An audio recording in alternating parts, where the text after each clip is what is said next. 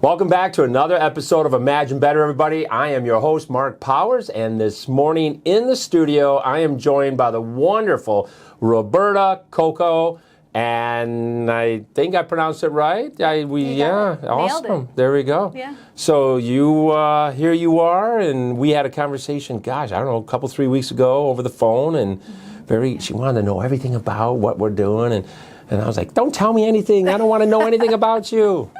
So here we are. Yeah. Welcome. Yeah. Thank you. It's good to be here. I'm excited. Appreciate what you're doing. Thank you. I love the whole Imagine Better. Thank you. So looking forward to a great conversation. That's what you promised. That's right. I promised that. So I'm a guy that's going to deliver on my promise. So I might tell some jokes, swear a couple times, because you guys know. So I don't know. I try not to swear. Yeah. Terry Bean got me doing that. Terry Bean does. Shame on Terry Bean. Shame on you, Terry. So you know Terry? I do know Terry. Yeah. He's awesome. We met. Was he the one that introduced us now? I'm trying to think. I think he probably did. He's great for He's that human introduction. connector. Mm-hmm. I call him that, the connector of humans. Yeah.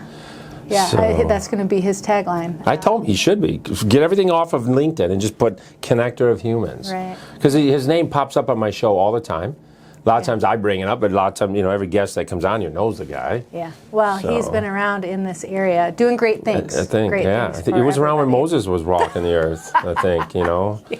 So, and now we just paddle boards. That's right. When you said he was around with Moses, I imagined him on the paddleboard. That's right, me too. Oh, Terry, I love you, buddy. Yeah. All right, enough about you, Terry. All right, right. so, Roberta. Now, do you go Roberta or Roberta, Roberta? How do I? It's Roberta. I have actually traveled to a lot of different places in the world, like we'll Africa. get the R in there and for sure. Yeah, so they don't actually, not everyone can pronounce Roberta. Right. So then I have to go Roberta. Roberta. And then they get it. Roberta. So, Nice. So, live life intentionally is something that you talk about. It's your purpose maybe, and it's your drive. It's the force that gets you up in the morning besides coming here. Yeah. This morning. It's one of those things that I think can ground us if we want it to. Right. Intentionality. Okay. And a lot of us live on autopilot. Yeah. And nothing wrong with autopilot, excepting when you get into a pattern or a habit that you're not excited about anymore. Yeah. Right. And then a habit's called being stuck. Being stuck. So, yeah. But I do. I'm not sure where it came from, but after a couple years of coaching, people started to really kind of give that label to me, that I was intentional. Okay. And out of all the different labels, that's not a bad one. No, that's a great one, actually. Out of things you could call me, I'll take intentional every time. Yeah, I love that. Yeah. So what's the greatest joy you find out of coaching? I mean, and then two-part, what's the greatest joy? And then what really got you into it? What really led you into it? Yeah.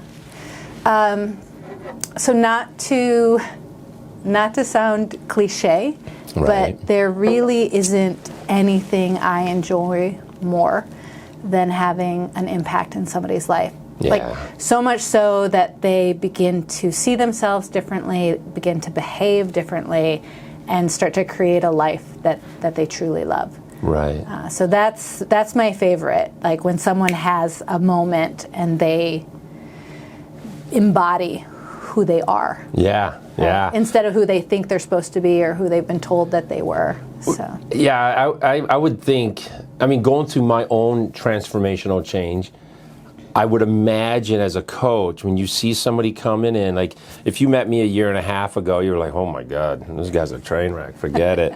I might not have been that bad, but mentally I was kind of all over the place because I wasn't happy. And so I would imagine as a coach, when you get somebody like that and they're coming in, they feel lost, maybe in life, right? Mm-hmm. They could have lost their job, lost their relationship, lost a loved one, whatever that loss may have been, or wherever they're at. And then you guide them over a few months. That would be really wild to see that transformation because, right, with coaching, you're not only guiding them and giving them structure and strategies to improve, but you're helping them dig in their soul. Yeah. Yeah. I love that. Yeah, that is, you keep saying transformation too, which I love. Right. And there's a distinction that I invite people into. Most of us want to change things in our life, and change can happen like in an instant, right? Yeah. So if I go home, put on my comfy pants, That was a change. I changed, right? Just like that. You changed your appearance and you became comfortable. Right. Well, and that's the thing. Sometimes these immediate changes, they don't last that long, because just as quickly as I can change into my comfy pants, I can change into my fancy pants, right? Transformation happens over time. Oh, yeah. And it happens over time with small intentional action, right? Yeah. That is focused on a specific commitment or direction. So that's the exciting thing. Sometimes people want to change, and we'll work together for a couple weeks or a couple months. I had this one client, and I loved it because he showed up one day, and he said, like, what happened? Like, I woke up last week, everything seems different, but I don't think anything actually is different. What happened? Right. And he'd really transformed how he saw himself, how the world was occurring to him. And so oftentimes, like, what's happening around us, we have no control over, but how we relate to it. That's right. And so when we change, or when we transform our mindset or how we see ourselves in the situation, it changes. There was a post I saw just yesterday on what you just said. It was by somebody, I won't mention his name, Terry. And he was mentioning something like that again. It's like we're not really, oftentimes we can't control the environment or things that are happening around us, but we are in control of how we handle that situation, the choice we make. And so that does, I mean, I hear this a lot. Yeah. And I mean, and because I hear it a lot, though, do you think really, does it settle into people's minds? Or is it just what do you mean by settle into people's minds? Like, are they getting it? Because I feel people say a lot of things about change, or, oh, it's out of my control. Focus on the things that you can control. It almost becomes like this river of words that are flowing through life that no one's like really latching onto and embracing. Yeah. Because I see it around us a lot. Yeah. And I myself was like that for years. Yeah. I'm like, not anymore. So what changed for you? Oh boy. How much time you have today? We might have to go do lunch, happy hour. It'll be a while. Yeah, you might need a co-hire. I might have to hire as a coach. Oh, what changed for me? I think I legitimately got sick and tired of trying to. I just realized I couldn't fix me anymore. I didn't have the knowledge and know-how. I knew there was a lot that I wanted to address in my life. I just wasn't happy.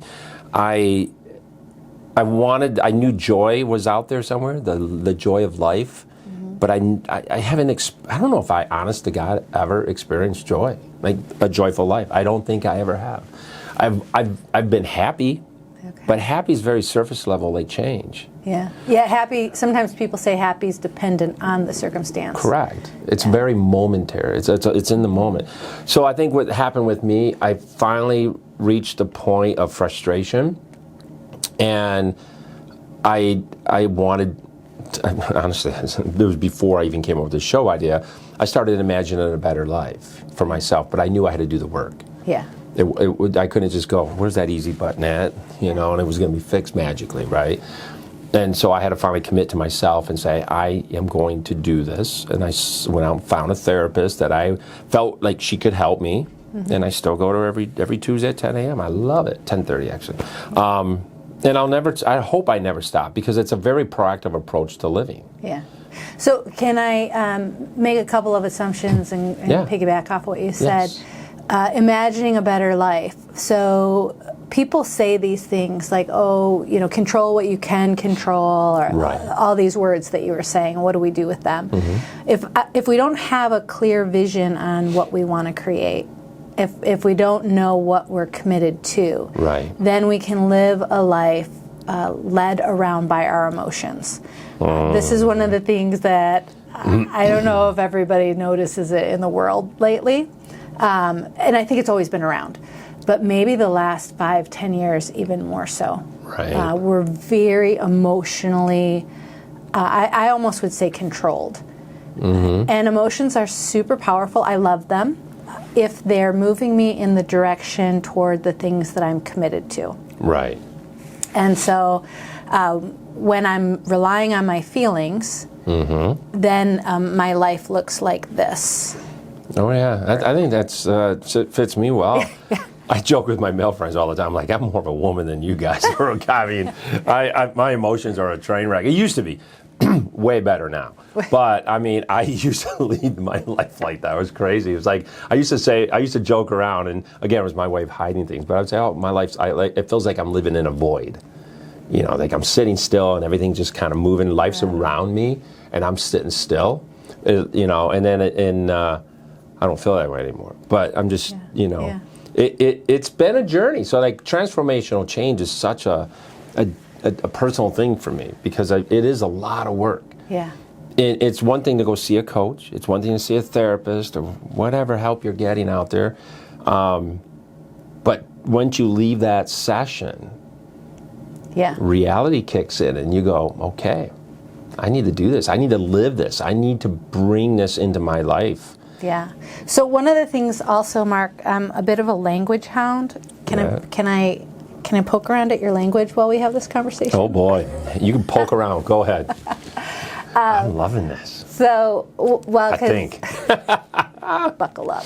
I need the 5-point harness. You can always tap out. That's right. Don't tap out, Uncle. No, I think that right alongside with imagining what we want, like being able to get a clear picture, see it, how we speak about it really is insight into our relationship to it. Right. Yeah, so I agree. If your goal were a person, how do you relate to your goal? Right. So a little bit, and I'm not saying what you're doing is wrong. There's no judgment here. Oh, please. But you said when I leave, then I go out into the world and I need to. And you said I need to. Right. And I need to. And I understand needing. But I always pay attention to if I become needy. Oh, look at that. Okay. Right? Because that can make us feel, so if I need to do this and I'm not getting the right results. Right? Or if I need to do it and I'm not feeling like it, it's a little nuance that disempowers like our subconscious. Yeah. I've learned, and I'm still learning, the power of words. Yeah. I mean, oh my God. Yeah. So you get to instead of need to. I have the opportunity. I have the privilege. Right. I get to. You get to. Yeah, I like that. Because it's your life. That's right. So you can choose to put in the work today, and you can choose to take a nap. That's right. Nap sounds good though. Right? Sometimes a nap is exactly what you need. Your body says, "I'm laying down." Yeah, and then you don't have to. Correct. Feel bad about it. That's correct. Oh my gosh. Yeah, I'm getting my own session here, guys. Yeah. No, this is fantastic. So, I want to know. Let's take a way back step backwards. Tell us about you and who, as an individual, outside of coaching. Where did you kind of grow up? What led you to where we're at here today? Besides, me reaching out and saying, "Hey." That's a big ask. It's so loaded, Mark. You have no idea. It's like, start wherever you want. Pick a decade. Go 5 years. 6 years. I don't know. Well, I've had a really eclectic background, we'll say. And God's been really good to me. I've had a lot of experiences. I grew up in the 80s, 90s, so old school. There you go. And she doesn't have big hair, but I'd love to see those pictures. Oh, they're out there. Nicknamed Hairspray. My hairstylist at one point, she said, "We're going to move the big from here to back here." Oh, really? Remember when there was this? Oh, gosh, yeah. Anyhow, but yes. So, old school. Mm-hmm. And back in probably early 90s, I was an artist. Really? Okay. Yeah. So that was kind of what kind of art? Graphic skin illustration was my specialty. Graphic skin illustration. Tattooing? Yeah. Okay. I was thinking, well, that's a different one. Okay. Right. Well, that's what I told my mama. There you go. Right, like trying to shine it up a little Graphic bit. skin illustrator. So I, Like back in early 90s, I was the second woman in the state of Michigan to work as a tattoo artist professionally. Because it was men dominated, right? Right. I needed a personal reference to get red ink. Interesting. Okay. Because red ink was a big deal. Okay. So that's kind of fun for me. Then I went on to start driving a cement truck for a couple of years. Really? And so early 20s. And everybody thought I was a feminist, and I was just looking for my Prince Charming. Oh my. Right? But it's been really cool, the opportunities that I've had to work alongside a lot of different people. Okay. Yeah. Understand hustle, survival, the importance of rest and fun, challenge, excitement, Yeah. fear. And somewhere along the line, Mark, I became an international videographer. Oh wow. Yeah, so there's a lot in between there, but we'll skip.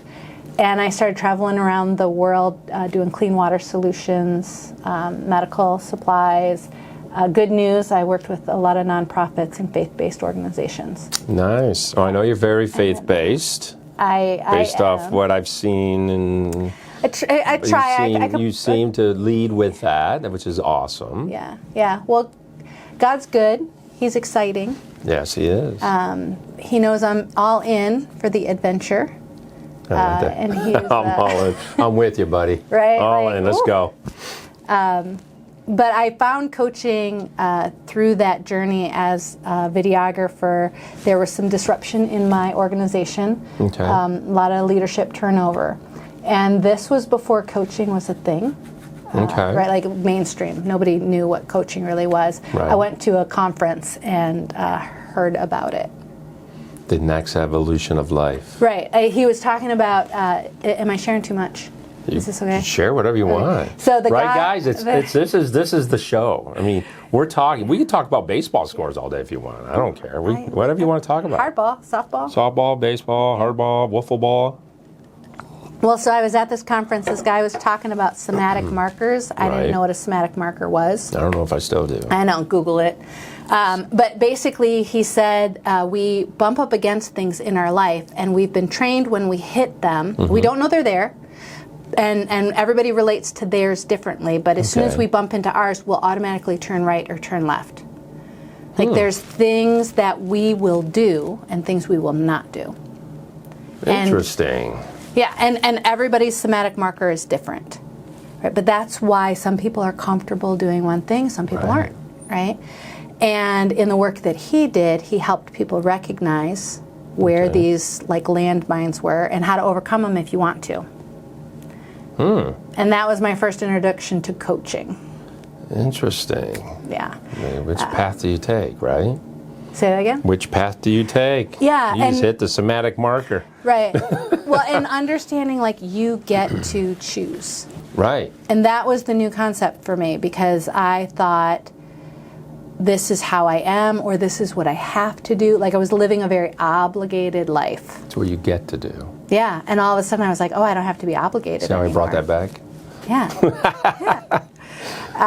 So I hired a coach and Nice. started to get familiar with that. And then I actually got diagnosed with cancer.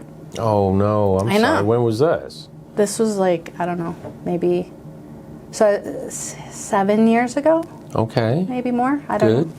I'm okay. Yeah. Good.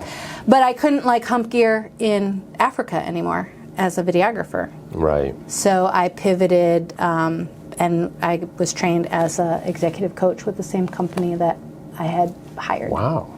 Yeah. So that's kind of how I found coaching. Nice. Yeah. So we went from tattooing to driving cement trucks looking for Mr. Right. I know. I told you it was a little eclectic. It's it's definitely a little bit of this and that. Yeah. Talk about building a persona for yourself of strength and desire, and Thank you. you know, that's pretty awesome. Yeah. Wow. I think it serves me, but I think it serves my clients and the people that I work with because we get to choose, right? Yeah. And sometimes life kind of puts us in a headlock or backs us into a corner, like even with cancer. But I got to choose how to relate to that season.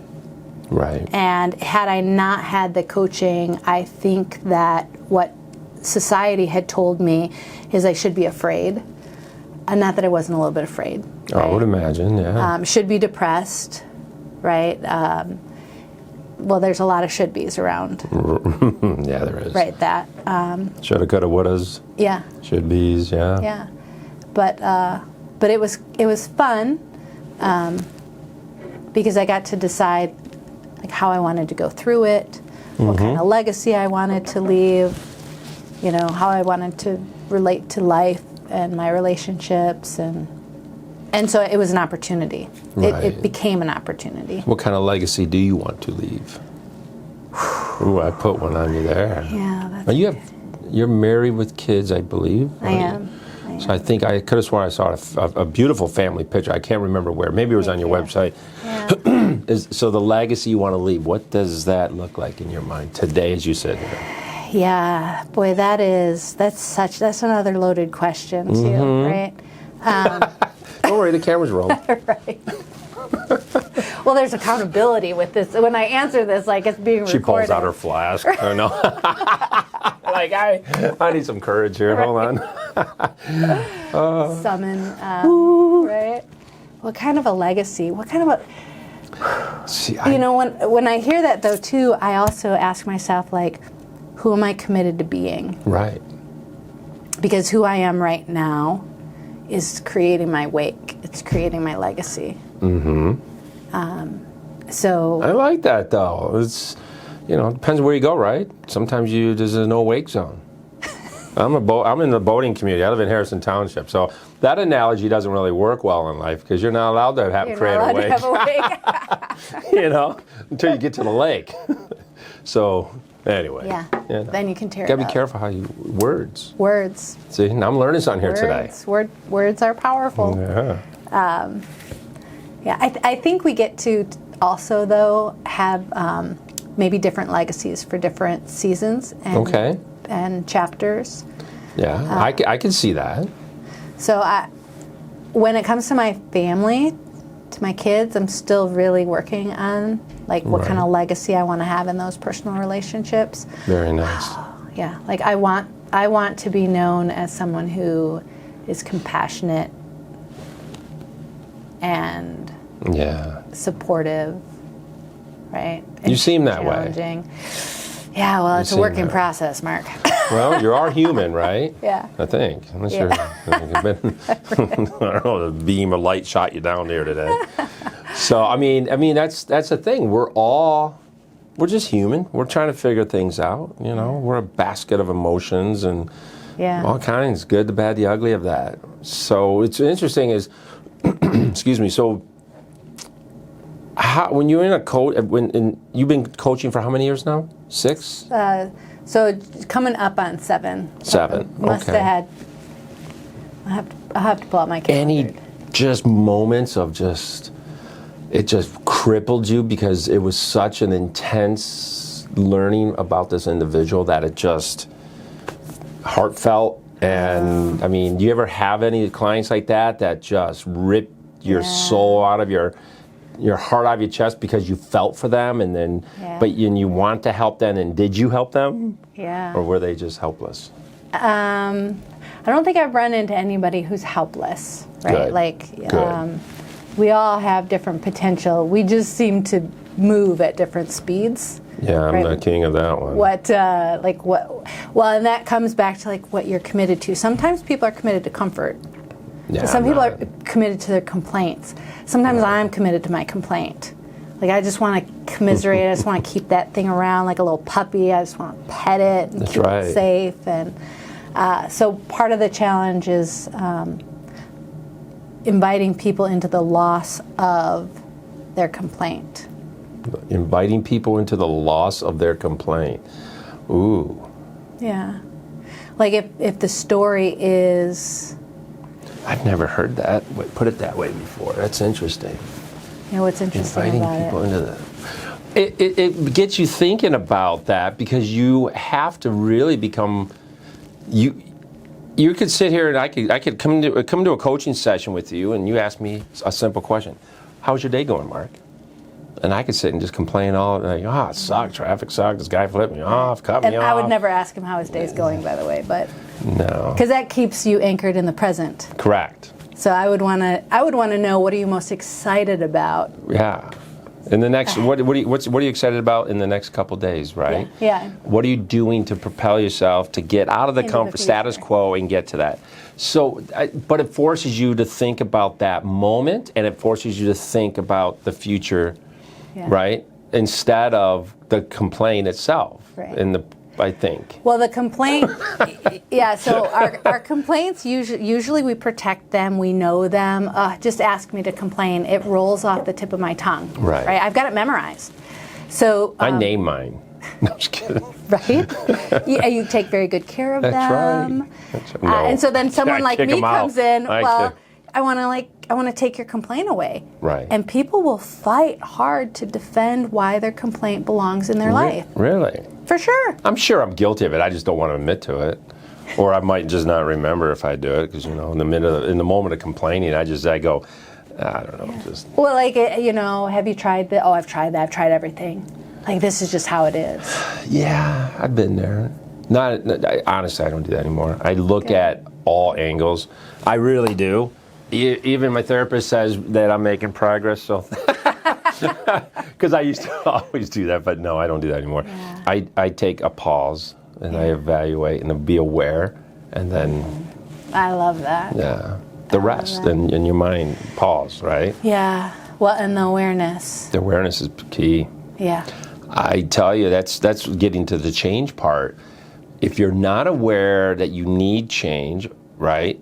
The need, in most cases, you need to change because of the evidence is stacked super high against you, right?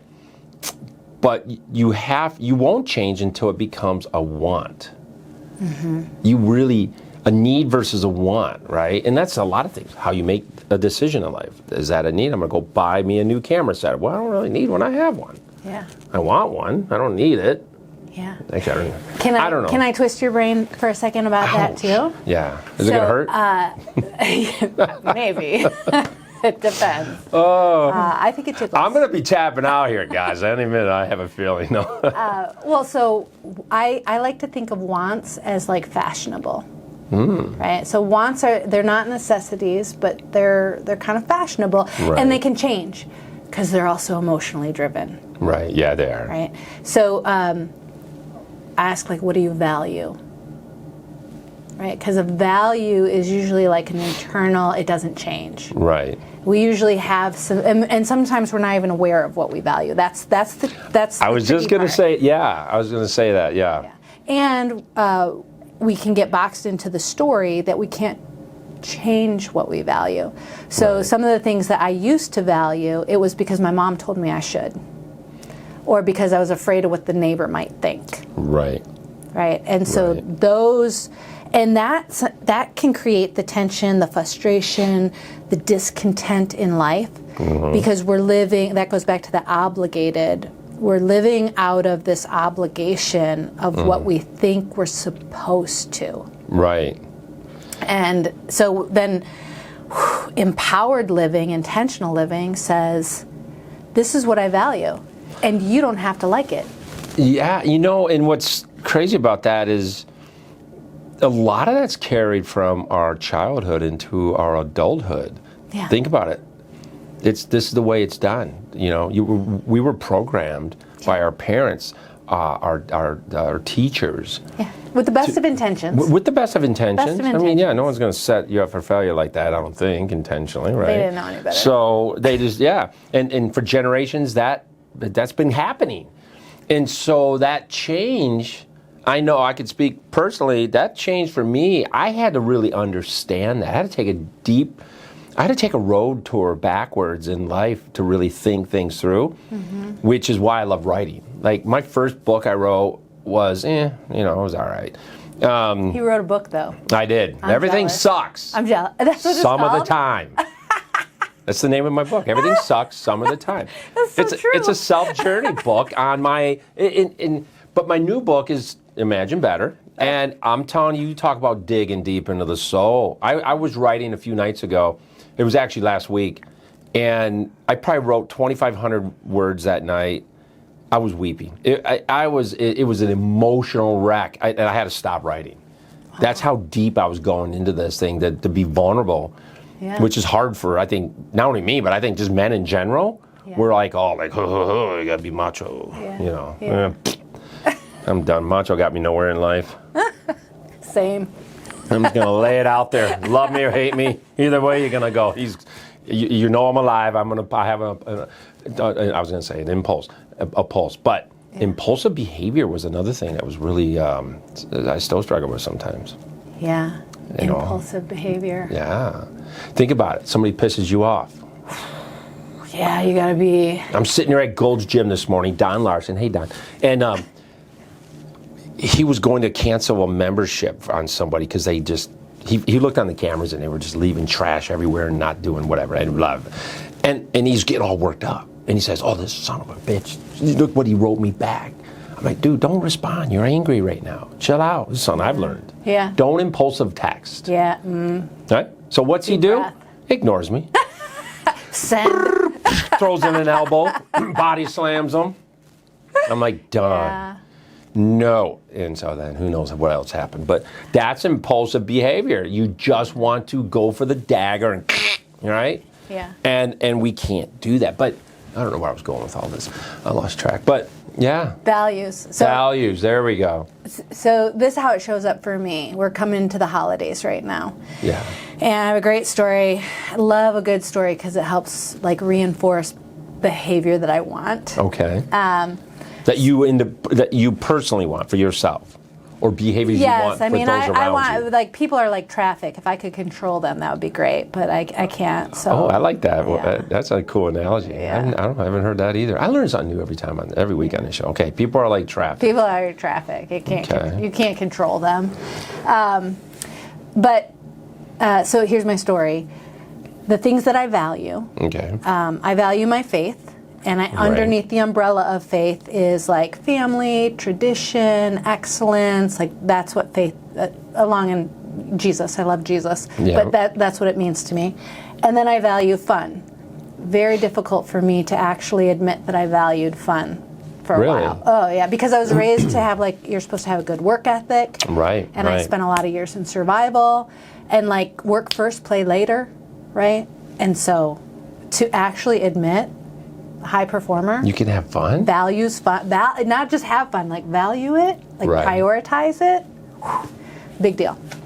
So faith and fun. So Thanksgiving's coming around a couple years ago, and we have 6 kids between my husband and I. Yeah. Going for a soccer team. I know. But so before Thanksgiving dinner, he says, Roberta, what do you value? Right. Faith and fun. He says, so are you going to care if they're late? Nope. Notice the look on her face. Right? You gonna care if they bring, soda, beer, drinks, hors d'oeuvres? Nope. They went through all these things that can impulsively create triggers. Right. So what am I committed to? I'm committed to having a good time. I'm committed to making memories. I'm committed to this tradition. And it's the most beautiful year because my son, Max, showed up at 10:30 that night. Surprised that everyone was gone. Oh, my God. Hungry, though. Yes. And it was the year that Tyson fought. And my brother and mom were still there, and we were going to watch the fight. And because I was committed to fun, I wasn't pissed that he didn't show up for dinner. I wasn't pissed that he showed up at 10:30. Right. I didn't pick on him like he was stupid for asking where everybody went. I was just so excited to see him. Oh, I love that. Yeah. That's awesome. But I have to continually remind myself what I value. Otherwise, those, what did you call them? Impulses. Yeah. Yeah. And when they show up, I have to be how does this, if I filter that impulse through what I value, right, what would my behavior look like? See, I need to do that more. And I love that because I I found myself in a situation even this morning. So I've been divorced almost 10 years now. And so every day, though, Monday through Friday during school, I drive from my house over where they live, which is 25 minutes away from me, and I take them to school every morning. Wow. And my daughter lately has been less pleasant than normal. How old is she? 10 going on 25. Yeah, that's rough. With an attitude to match. And so she's obviously going through a season right now. A pretty wicked one. He loves her if she's watching. No, I do love her. I just got done spending last weekend with her, just daddy-daughter weekend. We had daddy-daughter date nights. I spoiled her rotten. Anyway, so today I'm sitting there and I get this text, and I just left the gym. And it's from my ex-wife, and she's like, blah, ranting and raving about, oh my God, sending me pictures. Like Julia just threw, like the stockings, just threw them on the floor and whipped, she made her bed and then ripped her bed all apart. I'm like, what is this? That's a tornado personality happening here. So I was like, okay. I'm saying to myself, I'm cranking on some motivation or meditation music, talking to God. I'm like, God, keep me controlled. Work through me today. Keep me positive. Don't let me yell. Yeah. So I didn't say anything to her. I get in there. I was like, I feel good, right? Value. I know I'm here. This is my goal. I got to get in, get out before the grenade goes off. And then my son. Landmine, didn't see it coming. I was like, I'll be in the car. I waited for him. And then my daughter comes out. I've got the meditation music cranked up. I'm doing. Oh my gosh. So yeah, the value is something I need to work on a lot. Like to keep me focused on why we're doing certain things. Yeah. And I think that's a challenge a lot of us face, though, even I'm sure in your coaching. Mm-hmm. Yeah, well, and the thing that I love about values is when you get two different people that value two different things, right. It helps them understand each other. Yes. So some of the work that I do is around conflict or culture. I had this one client, and she really valued being on time, and her husband was always late. Oh, boy. So she thought he didn't respect her, right? Because when he was late, it offended her. Then she had this conversation with him around what he valued. Well, he valued relationships, and they had some young kids, and he didn't want to hurry them. Like, he wanted to give them space. He didn't want to give them, like, stress. So then when she realized he's late because he's loving. Interesting. So just take the time to seek to understand. Yeah. Well, and then she related. So now she used to relate to him being late as, like, offensive. Right. Now when he's late, it reminds her that he cares about people. Yeah. Oh, that's beautiful. Yeah. I love that. I know.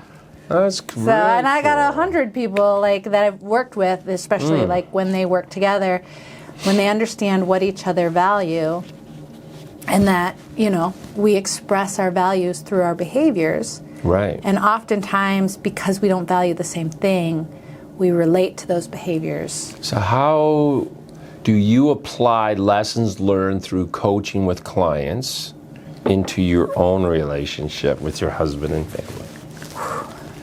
Yeah, that's an interesting. The thing I have to really mitigate though and watch out for is you can take on people's color sometimes. Oh yeah. Right.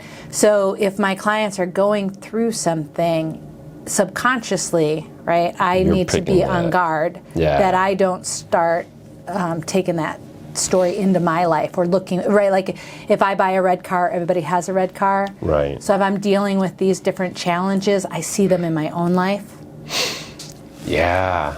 That would be hard, I think. Well, that's where intentionality and knowing what I'm committed to and what's my vision for my relationship with my husband. Right. What's my vision for my relationship with my children. Right. What's my vision for my day. Yeah. And sometimes it's a moment by moment intentional. So children, you have 6. Youngest to oldest, what's the age gap? Johnny will be 21 in February. He's the youngest. And then Max will be 24 in December. My husband also has a 24-year-old. Maddie's 26. 26 this February. Okay.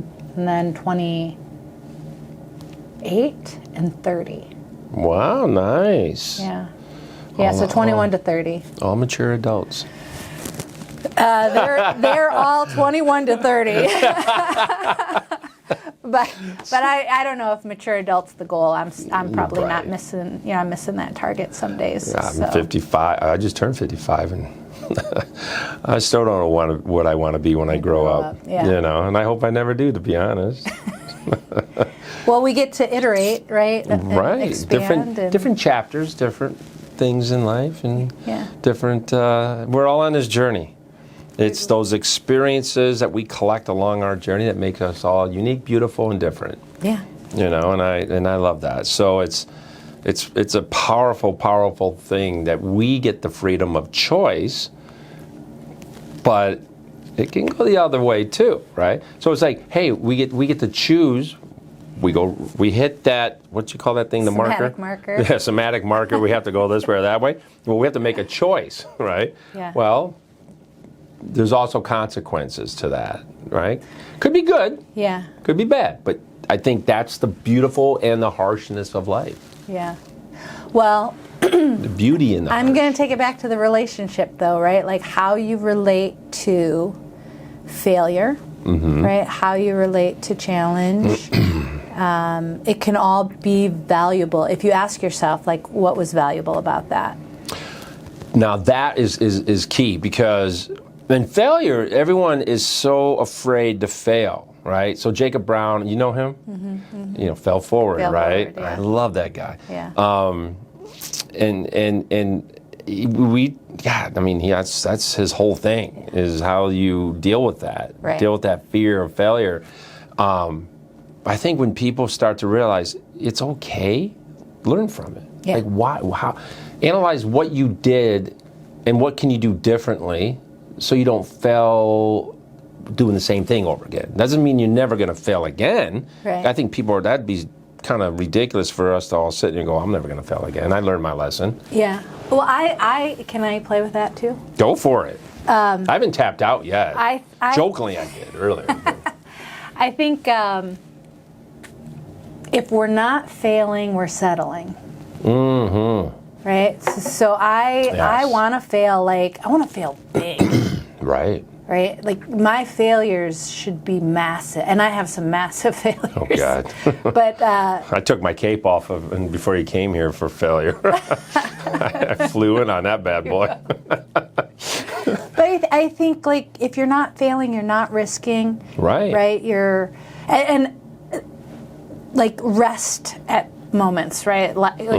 Comfort is great to rest in. Life, enjoy it. You don't always have to be on the nut grinding. No. You don't always have to be reaching. But for me, and maybe it's not for everybody, right. but for me, I want to make sure that I'm failing. Otherwise, I think I have a propensity to settle. Yeah. So. Don't we all, though? Yeah. Well, and settling feels so good. It's like cheesecake. That's right. Right? Give me a little bit of that every once in a while. And there's days. I just say, you know what? When I'm working from home, I see my couch and it's 1:30. I'm like, I'm gonna fell forward right on that couch, and then my eyes accidentally they close, and then I wake up an hour later, and I'm like, okay, but I feel recharged, energized. Yeah. And you know what? That's okay. That's all right. Yeah. I'm not working for somebody. That's another beautiful part of being self-employed. You get to I can decide. take a nap. I love naps. I don't get to take them often, but anyway, sorry, jumping off the train here. That's good. But yeah, failure is something that if you're not failing, you're just, like you said, we're not taking enough risks. Yeah. And they can be calculated, right? But doesn't mean it's bulletproof. Yeah. It's not just be crazy, whimsical, irrational, without wisdom, but I think when we live in what's realistic all the time, that is,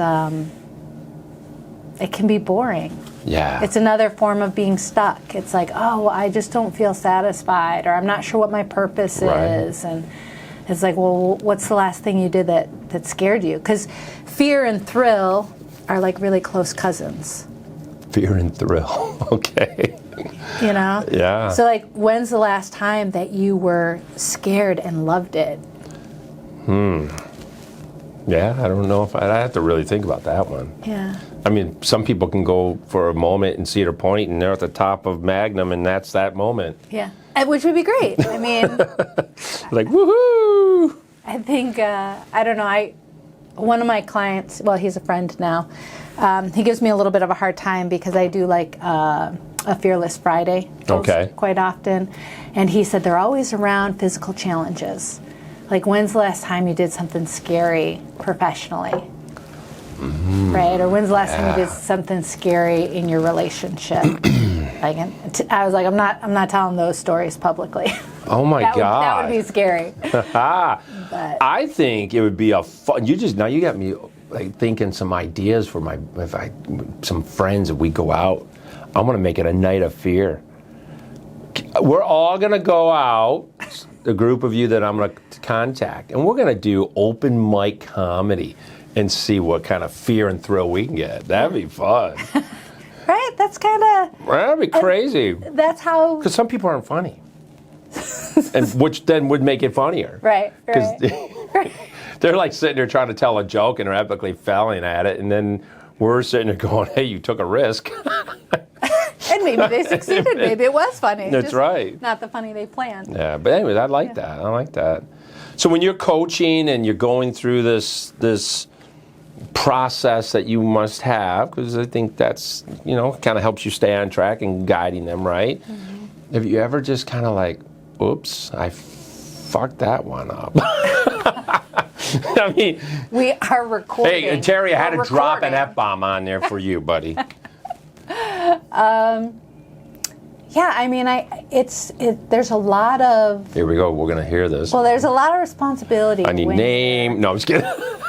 What's patient? What client is it? Who was he? No, I'm just kidding. Oh, was it he though? Okay, then sorry that you epically just fell down one day.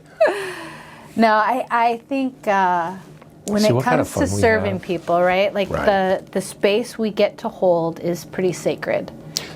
I would think so. And I think we don't have to give exact examples. No, but they have to be there. They might not know it. Your client might not know it, but you know it. I really think the regret that I have at times, or have had at times, is buying into their bullshit. Yeah. Right? Like settling with them. Right? So they convinced you. Believe in their story. Yeah. Because part of the reason you hire a coach is so that we don't believe the story. Right. Because it's just a story. Yeah. Same with going to a therapist. You can walk in there full of shit or be transparent and vulnerable so you can actually get help. Yeah. Well, and even if I'll say it's a true story, right? But it's how they're seeing it, right? It's how they see themselves in the story, and it's I'm a superhero all the time. A superhero all the time, yeah. But I think the times when if I don't serve my client well, it's because I've accepted their story, right? And it's like. So how do you stop that? Sometimes I love to out myself, so I would say like, hang on a second, I just realized I got horse shit. Like I'm not serving you powerfully anymore. You got me, like I'm believing you. So let's back it up, rewind it, and then one of the most powerful things I think you can ask a person sometimes is, where's the bullshit in your story? Or what is the thing, maybe even going back to what we talked about initially, like what is the thing you need to let go of, but you don't want to? Maybe they don't know how or what that is yet, and that's what's going to come through their coaching sessions. Yeah. Their first week, 2 weeks, or even month, they may not have that. They might not have that answer. Right. But you keep asking it, and eventually you're going to go, yeah, that's it. Get their brain get their brain focused on a problem worth solving. Now, do you do in-person only or a hybrid of coaching online and in-person? So I have been coaching inside the box. Okay. Virtually, very rarely in person. I just pivoted in October to work with C12, a new organization. I just saw that on LinkedIn today. Yeah. Yeah. And so that entails bringing together CEOs and business owners in person once a month to a peer table. Yeah. I met a gentleman, I can't remember his name for the life of me. I'm part of the Southeast Chamber of Commerce. Okay. And there was a gentleman he's a member, but he's in Rochester and he's part of the C12 something. Roger. It's Roger. Yeah, I know Roger. Yeah, Roger. Hey, Roger. Norberg. Hey, Roger. Yeah. Nice guy. Roger's great. Yeah. If you guys know Roger. He's actually invited me to one of his one of the meetings or events or something. Yeah, and you didn't come? No, I couldn't. The day that he invited me, I couldn't. And honestly, I know. Talk to the hand. I need to get back over there because him and I had such a great conversation one day at this event we were at, and it just happened to be the day that he invited me. There was no way I had zero flexibility that day. And I just haven't. I'm just giving you a hard time. Yeah, I know. Yeah, it's okay. Yeah, so Roger has been bullshit, right? Yeah, he's lying. I'm letting him off the hook.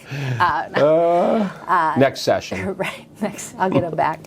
No, but Roger's been in Oakland County almost 20 years, I think, with C12. He's been doing a great job. Okay. We put together tables of like up to 12. So it's limited, it's exclusive, That's right? Oh, like darn it! Now I feel like. Well, you know, you missed the boat, Mark. Well, not really, because on her LinkedIn post today, it said, "Ask me how you can," you know. So I'm asking you how. Right, right. Or they are. Right. Too. Well, CEOs, business owners, right? We bring them together. I think that level of leadership has got some unique and specific challenges. Right. And they also have some unique and specific authority. Right. Where other leaders, directors, things can't influence the culture or the profit and loss in their organizations, Right, right. But I started partnering with Roger. We're both in Oakland County now. Beautiful. Congratulations. Yeah. Now, that's pretty recent? October. I was just commissioned October. So. All right. Good job. Yeah. So I'm looking forward to that. I'm looking forward to finding, because I've worked across the country with executives from a variety of industries. This is a little scary, actually, because my contracts usually last 6 months, maybe a year. Okay.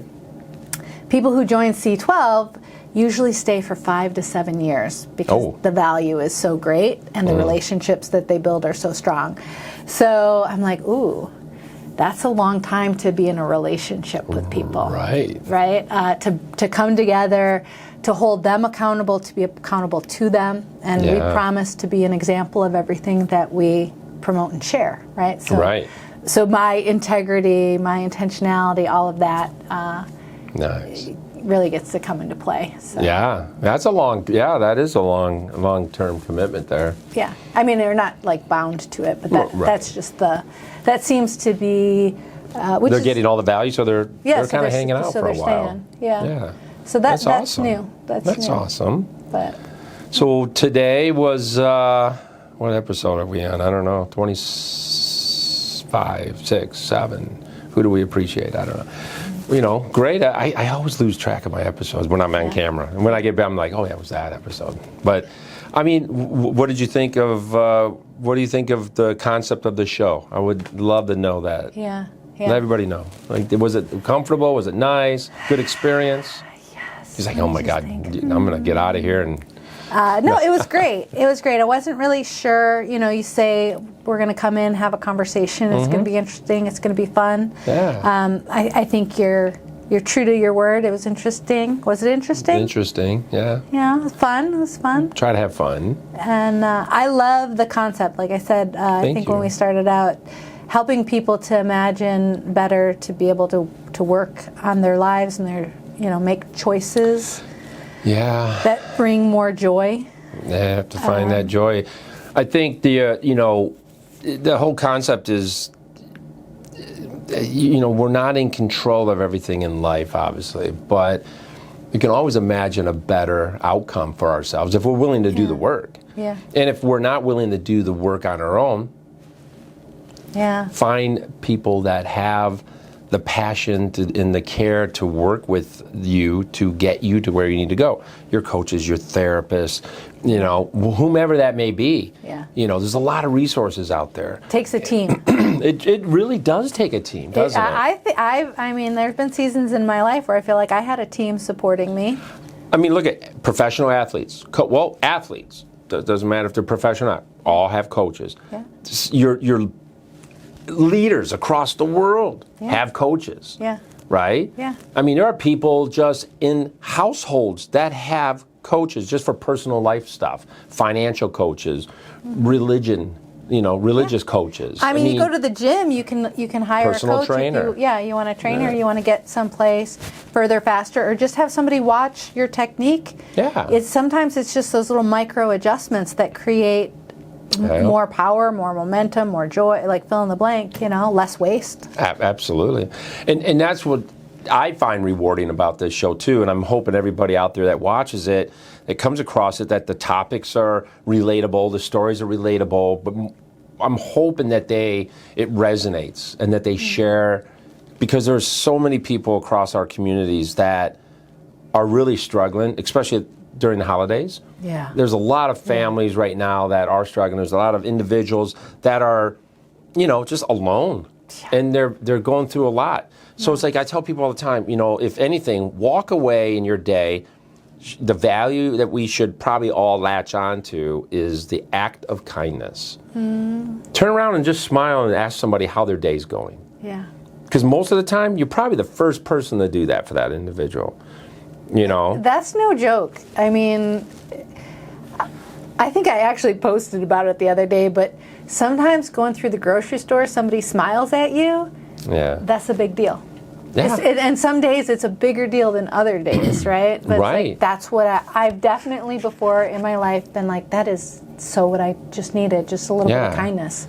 I had that just recently. There was a person, I'm trying to think where I was at. It might have been at the mall, because I had my daughter with me. But it was this lady, she was walking by me, and she looked at me, and she just smiled. And I was thinking, oh, so I smiled back. I was like, hey, how you doing? But you never know. It's like maybe that act of kindness, that little act of kindness, one, it made me feel good. Yeah. But maybe that was a stretch for her. Maybe that was something that in her mind, she was like, I'm going to try to smile today. Yeah. You never know. Or maybe that's just how she is. Right. She's just warming the hearts up of everyone that she runs into. Yeah. But either way, it just takes that little moment, Point that up to the ears here and let others see it. And unless you have really bad teeth, then go see a dentist. No, imagine if we all committed to I make smiling. stupid things sometimes come out of my mouth. No, I'm sitting here thinking, like, what a better world it would be if we were just all intentionally kinder in small ways. That's all it takes. It doesn't take a ton. Just that one little act of kindness. Open the door for somebody. Like I teach my son all the time, like, I don't care who it is. If you see, and I just use an example this recent with them, just if you see an elderly individual, male or female, I don't care if they are walking strong or on whatever, you open the door and you hold that for that individual and you tell them to have a wonderful day. Yeah. And, whether he does it or not, if I'm not around. When I'm around, he's always all prim and proper and nice, But, it's, so kindness, I think everyone be kind, live intentionally, right? And if you're looking, now, one last question, I guess. Coaching, is it any like who's your ideal client? Is it individuals, just everyday life, or is it mostly on the corporate side? Yeah, so since I pivoted into C12, it really is the CEO, the business owner, looking for that peer advisory group. There's a lot of leaders at that level, like you don't have to do it alone. And it's so valuable to have a safe space where you can share some of these challenges. A lot of pressure, right, at that level. We all have pressure. Right. But people want you to always have the right answer. Right. And who are you going to talk to about that? It'd be interesting to see, like, out of that kind of a group. I mean, I think today the new age CEO I don't think they need to be all that buttoned up like that. Do you think to have that kind of pressure, you always have to have the right answer, is so against the grain and the fabric of a human. Yeah. So it becomes fabricated. It's not authentic and true. So what? You messed up. You said a word that didn't resonate with the audience, and maybe it offended somebody. But it just kind of, you can coach somebody to be perfect all the time, but is there really perfection in that? I don't think so. Yeah, well, no, and you know what I mean? Does that make sense? No, it does, right? So two things, maybe more than two, but one, it's like, how do they deal with when they do mess up and somebody does come after them emotionally, right? Like, and I would agree, like, things are definitely changing in corporate leadership, for sure. But the support, kind of the space to work things out, and we're all so human. Like, it doesn't matter if you've got a 2-year-old or a $2 billion company. Yeah. We're all waking up so human. Yeah. Right? People, sometimes I'm hangry, you know. Yeah, I'm getting there right now. I'm starting my fast though, so I have another. I don't have my watch on, but I'm feeling it, like another hour maybe. And then are you one of those fasters? I've been doing intermittent fasting for 9 years, maybe. Seriously? Maybe 10. It's been a while. How is that? Do you like it? I'm so used to it. I don't know anything different. Yeah. I like it. I try to go to bed 10, 11 o'clock at night. I get up at about 5:15, 5:30 every morning. I'm at the gym by 6:30, work out to about 7:45, go pick up my kid, drop them off at 8:10, go to my office or home, start my day by 9, and then usually by 1 o'clock, I'm ready to go. I might have 1 or 2 cups of coffee. Here's a plug, AG. I have my AG1 drink, and that gives me my 74 vitamins and nutrients that my body needs when I'm not fueling up. Then, now mind you, there are days that I like a good old carnivore diet sort of thing. I love a good ribeye and some eggs and some avocado. Protein, and that'll be my breakfast for fuel. Okay. So there are days I making the exception. For the most part, though, intermittent fasting. Yeah. Good for you. Yeah. Discipline. It's just, Some days I wake up and go, oh my God, I need fuel. Then you listen to your body. And that's when I get out the good old ribeye and knock 14 ounces back of steak. Oh yeah, and then I'm really good to go. But yeah, I don't know. Have you ever tried it?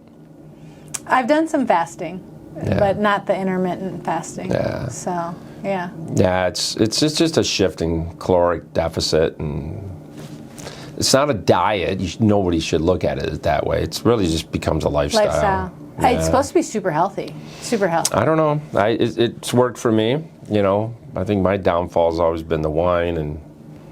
I eat over. You can't drink on an empty stomach. Oh, hell no. I wouldn't do that. I have, I think. But, well, wait a minute. Real quick, what's this? I want to know what this stuff is.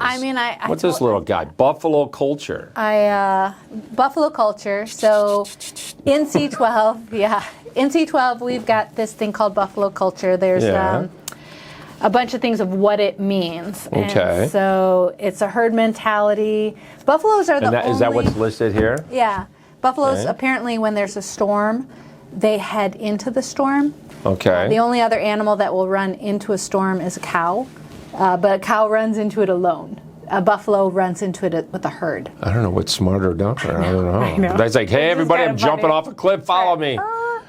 But at C12, there's just this kind of a press in, don't settle mentality. Okay. We don't leave anybody behind.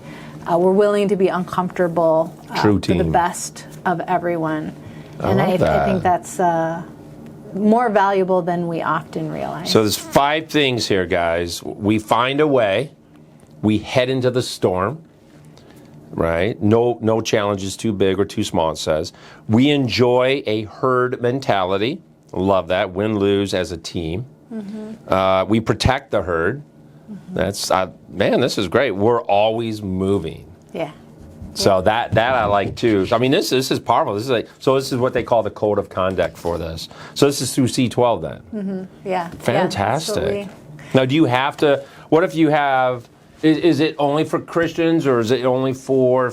I mean, I would imagine, right? It has to be faith-based. It's a faith-based organization. Yeah, what we do with the framework, there's a holistic approach where we take a look not just at growing your business, but making sure there's balance. And Okay. so we ask, like, how's your biblical community? How's your relationship with the Lord? Right. How's your rest and nutrition and all of those things? Right. And there is a devotional aspect and a ministry aspect. So a couple months ago, we talked about that. culture as far as, like, what does love look like, right? And sometimes love is tough, right? Having the tough Right. conversation for people's best. But it's also like giving people dignity. So when you delegate, it's not about just giving, the crap jobs to people. Yeah. But Yeah. it's about, right, like their improvement. So it creates intentionality in the business structure. Right. And being that it is faith-based, if you don't have a biblical background, Yeah. you'll be challenged. Buffalo culture. Right. Right. And that could be a good thing too. Maybe. I don't know. Well, I think challenge is always good. It's just whether or not you want to live with that discomfort. And Yeah. usually we find people that we have things in common with. Yeah, and I think that qualifies so you get the most out of the program, or out of the culture of the organization, in the mission of it. Yeah, and we don't really want to, like, divisive. Like, Cool. challenge is different than division. Yes. Yeah. And so a little bit of challenge every once in a while, because of course Christians come doctrinally at Right. the Bible, and they have different ideas or takes on it. But we believe Right. the whole Bible is wholly true. Yeah. But we also understand there's nuances around that, and so Yeah. so that's challenge, but not division. Right. So This is great. Yeah. Well, that's another episode of Imagine Better here. yeah. Thanks for spending your morning with me for Thanks for having me little out. bit. I don't know how long we went, but who cares? I was thinking we've been here a minute. I bet you it's an hour. think So, so. but that's fine. Usually they're like 40, 45. Lately, all of them's been close to an hour. Yeah. The conversation's been good. I hate to cut people off, Yeah. but at some point you have to. At some point, then you need a so- big clock. Where, No, because then I would really put the pressure on. I thought about doing that. yeah. And it's like, all right, will you hurry up? We're going to tangent again. We got another 10 minutes on this part of the conversation. It just goes off on us. Well, guys, that's another episode of Imagine Better. Roberta, thank you so much. Absolutely. You guys go to YouTube and subscribe to the channel. You can watch other amazing episodes like this one. And in the description, I'll have every way possible to reach out to Roberta today, and how to follow her across her social footprint. If you're looking for coaching and you're a leader and you're looking to scale and grow and develop a stronger organization, reach out to her. And if you have questions, put them in the comments. I'll make sure that her and I answer those. And other than that, you guys, share this message. A lot of people across communities need our help, need guidance. I want to get this message out there. Love you guys. Always imagine better. And that's it.